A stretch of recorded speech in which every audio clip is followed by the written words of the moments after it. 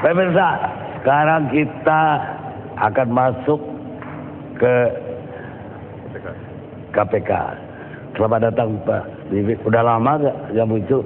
Terima kasih Pak, selamat datang juga. Ini lembaga yang sangat-sangat diharapkan oleh masyarakat bisa membangkitkan batang terendam. Tapi Pak, ini masyarakat lama-lama melihatnya beda Pak. Kok yang ditangkapin itu kayak tadi jasa DSW, apalagi kalau betul 1,5 juta Pak, ini malu banget. Kemudian yang korupsi 50 juta. Yang ingin saya tanyakan Pak, kan di DPR itu yang ini pengakuan para pejabat ke saya juga Pak, pejabat tinggi maksud saya Pak, bukan pejabat bawah. Untuk menambah anggaran di DPR harus kasih komisi sekian persen. Masing-masing fraksi minta sekian persen. Kok nggak itu Pak? Itu kan duit negara Pak. Tapi kalau Artalita ngasih duit ke siapa? Jaksa Urip, itu bukan duit negara Pak, duit Artalita. Duit negaranya oleh kasus BLBI-nya. Harusnya kejaksaan dulu kasus BLBI. Ini sekarang yang mulai dibicarakan orang Pak. Kemudian cek pelawat DPR dapat bagi-bagi gede juga Pak, bikin ngiler juga 500 juta. Tapi tetap aja itu duit dari Nunun dari siapa kita nggak tahu. Artinya ya kalau orang bersedekah ke DPR ya negaranya nggak rugi juga. Karena Miranda nggak dikasih duit juga kepilih juga. Kira-kira gitu Pak. Saya minta tanggapan Bapak. Oh tanggapan, jadi nggak bertanya ya Pak ya. Jadi begini Pak, tolong tidak dilihat angka. Saya katakan kenapa kita menjadi seperti ini, menjadi seolah-olah babaliut kata orang Sunda. Ya, jadi riweh Sunda juga. Jadi semrawut gitu Pak ya, semrawut. Kenapa? Ada 5 hal Pak. Sistem kita Pak sudah benar. Sistem politik, sistem ekonomi, sistem hukum. Kalau sudah benar, apakah jalannya sudah benar? Barusan saya ngomong-ngomong dengan beliau, ini ada pemikiran, ada semacam audit hukum.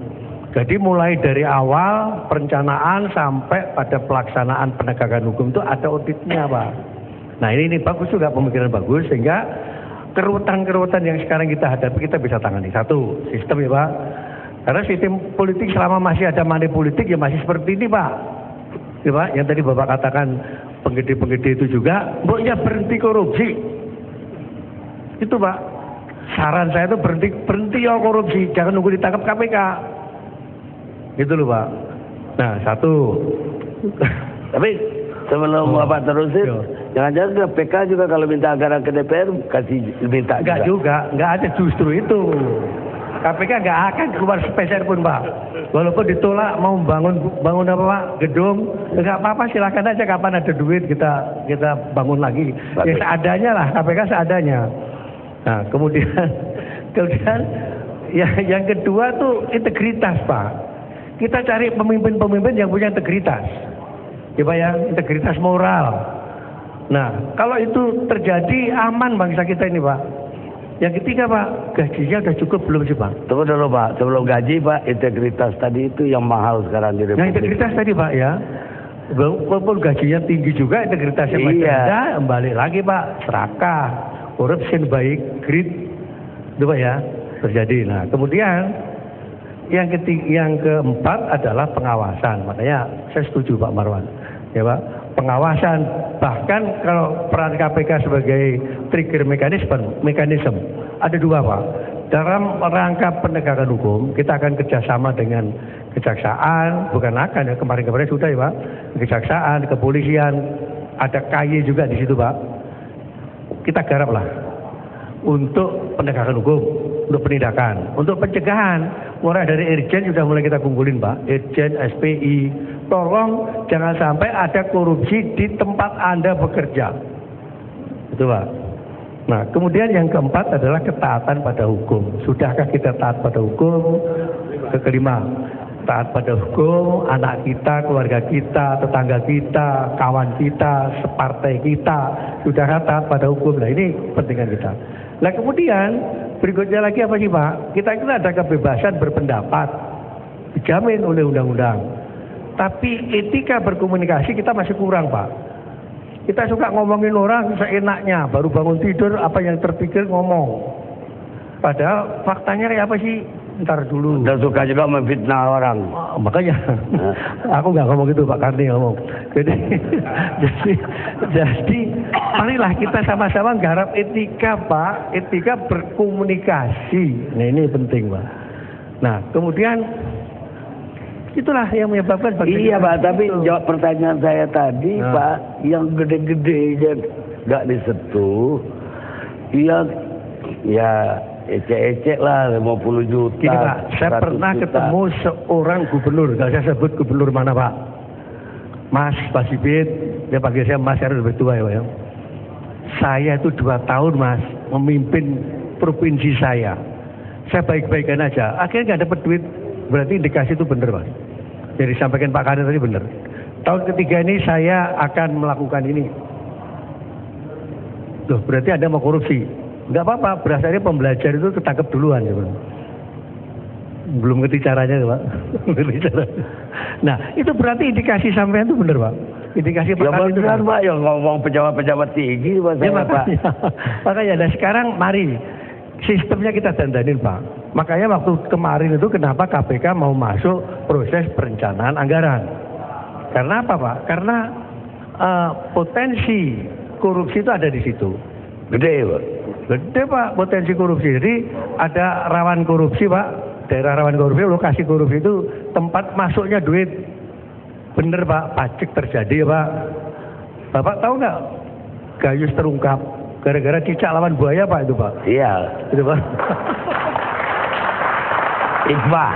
Nah itu kan akhirnya terlempar kan kawan kita. Tapi Bapak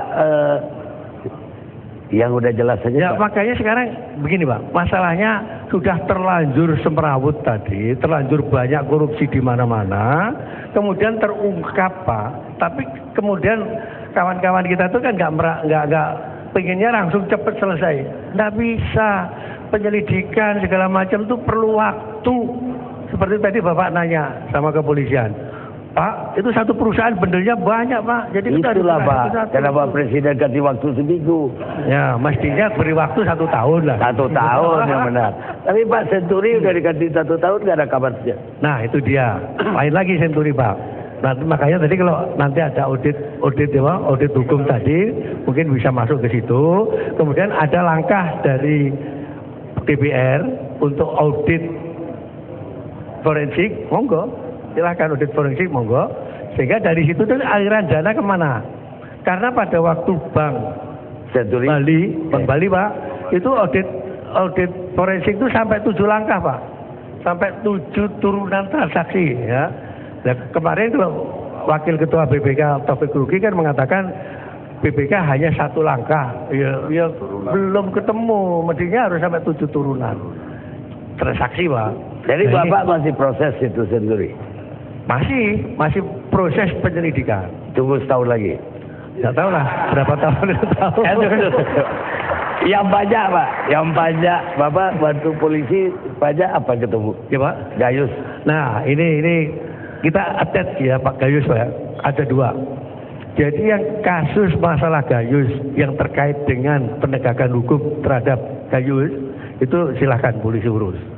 Nah kemudian kita bantu polisi juga sama-sama, kita membentuk tim lagi untuk Gayus sebagai petugas pajak. Nanti akan ketemu sistem, apakah sistem pajak juga benar, apakah perlu didandanin, nah itu mari Pak, kita garap bareng-bareng. Dan udah ada yang ketemu belum Pak? Iya Pak. Udah ada yang ketemu belum? Ya, saya belum bisa ngomong sekarang Pak. Jawab saya selalu begitu. Saya belum bisa ngomong Pak masalah penyelidikan nanti. Dan teman Pak Karni pasang kuda-kuda lagi. Enggak, tadi Bapak mengatakan apa bupati.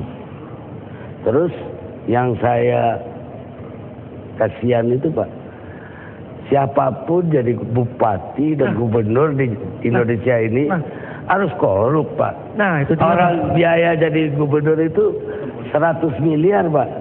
Itu Pak yang saya maksud, sistem politik harus dandanin. Iya, ya, Bapak agak kasihan tuh orang udah keluar duit 100 miliar ya, sekarang juga. Kenapa dia harus keluar duit? Kenapa dia harus keluar duit? Kenapa harus keluar duit? Kalau dia nggak kasih karena duit, harus kampanye tuh Pak. Ya kendaraannya pun dibayar Pak. Kampanyenya dirubah. Kemudian pendidikan politik pada masyarakat juga tidak diajarin masyarakat cari duit. Ada di daerah saya Pak, Mas Ibit, saya doakan mudah-mudahan tiap 3 hari ada pilkada Mas. Lumayan, 3 hari dapat berjuang. Itu yang ke rakyat Pak. Yang ke partai politik lebih gede lagi Pak. Untuk keretanya. Makanya harusnya partai politik gak usah banyak-banyak. Dibiayai negara kalau partai politik. Baru itu Pak, nggak ada korupsi. Itu pertanyaan saya Pak. Jadi motifnya korupsi kepala daerah mengembalikan modal, terus Bapak tangkap lagi. Nah, yes. Aturannya salah Pak. Dia melanggar aturan ya Pak. Dia melanggar aturan. Mestinya sistemnya dibenahin, sistemnya supaya dia. Baik Pak. Pertanyaan saya terakhir Pak.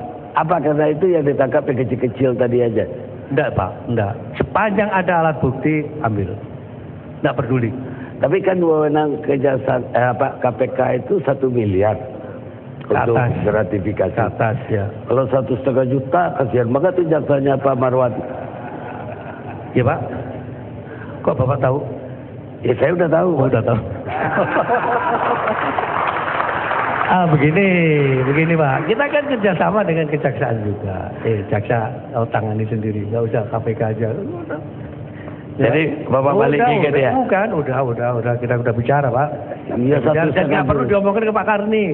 Sekarang aja saya terlanjuran ngomong nih. Jangan-jangan untuk beli rokok doang gitu Pak. Baik pemirsa, kita rehat sejenak.